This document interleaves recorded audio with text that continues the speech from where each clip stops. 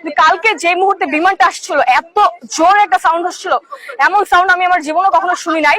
যখন এই যে আমার বিল্ডিং যেখানে 5 নম্বর প্রজেক্ট যেখানে মেয়েদের ক্লাস হয়, সেই বিল্ডিংটা ওই বিল্ডিংটা ছাদ থেকে প্রায় 5 হাত উপর থেকে রকেটটা এসে এইখানে পড়ছে, পরে ধাস করে যে একটা ব্লাস্ট হয়েছে, এমন জোরে ব্লাস্ট হয়েছে এখান থেকে যে এই পর্যন্ত প্রায় 5 তলার উপর পর্যন্ত আগুন ছড়াই গেছে।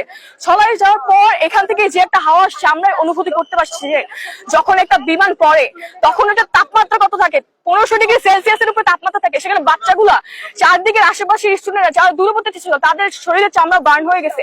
সেখানে ভিতরের বাচ্চাগুলোর কি অবস্থা থাকবে।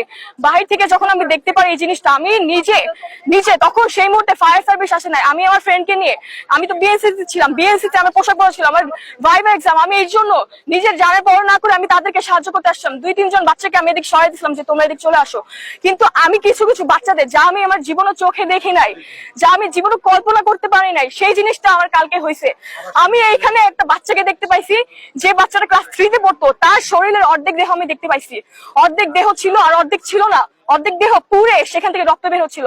আরেকটা বাচ্চার মাথা দেখতে পাইছি, হাত দেখতে পাইছি, আমি চোখে দেখছি। আমার থেকে লম্বা করে একটা ছেলে ছিল যার শরীরের চামড়া পুড়ে সে হাঁটতা ছিল। এই জিনিসগুলো দেখে আমি নিজের চোখে কি করব, মানুষজন এত হাঁটাহাঁটি করতেছিল, এত করতেছিল, আমি কি করব, কাকে ধরবো, কোন পোড়া ছেলেকে ধরবো, আমি কাকে ধরবো। আমি 2-3 জন বাচ্চাকে করছি। এত মানুষজন ছিল, নিজের জানের পরোয়া করে তারা দৌড়াচ্ছিল। এখানে আমি কিছু বাচ্চাদের দেখছি, তাদের মাথা অর্ধেক ছিল, তাদের দেহ অর্ধেক ছিল। আমি নিজের চোখে দেখছি 10-12 জনের দেহ অংশ খন্ডিত এখানে ছিল।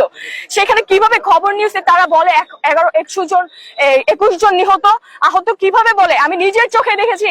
এভাবে 12 জন বা 13 জনের মতো স্টুডেন্ট এখানে অবস্থা খারাপ ছিল, তারা কিভাবে বলে মানুষজন এখানে অবস্থা খারাপ।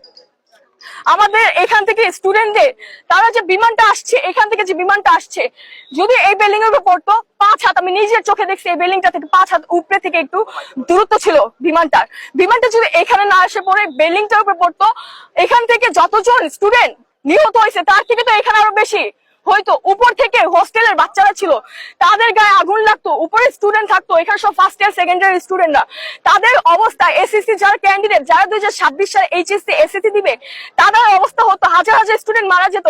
তো এই ধরনের বিমান প্রশিক্ষণ এই ধরনের এলাকায়, লোকাল এলাকায় কেন প্রশিক্ষণ দেওয়া হবে?